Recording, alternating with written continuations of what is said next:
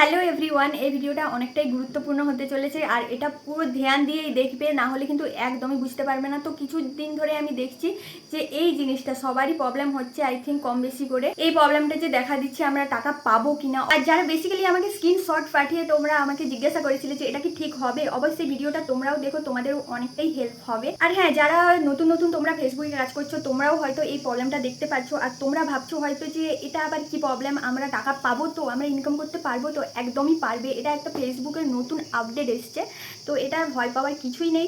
যাদের হয়ে যাচ্ছে ঠিক মতো করে পেড হয়ে যাচ্ছে, আর যাদের হচ্ছে না তোমরা এইভাবে একবার করে দেখো, আমার মতন অবশ্যই তোমাদেরও হেল্প হবে।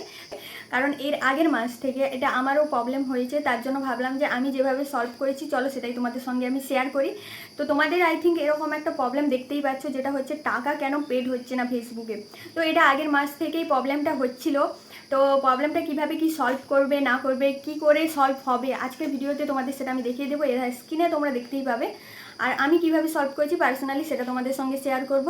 তো একবার চেষ্টা করে তোমরা দেখতেই পারো যে এটা সলভ হচ্ছে কিনা। আমার তো সলভ হয়ে গেছে, তোমাদেরও আই থিঙ্ক হয়ে যাবে। তো কিছুদিন ধরে এই জিনিসটা আমি দেখতে পেয়েছিলাম, মানে এক মাস আগের পেমেন্ট আমি পাচ্ছিলাম না, ঠিক আছে। কারণ বশত এটা প্রসেসিংয়েই রয়েই গেছে। তো কিভাবে ঠিক হয়েছে সেটা হচ্ছে তোমরা এই স্ক্রিনে দেখতে পাচ্ছ। তো এটা আমি এক মাস ধরে লক্ষ্য করছিলাম। তো এক মাস পরে আমি দেখলাম যে না, কিছুতেই পেড হচ্ছে না।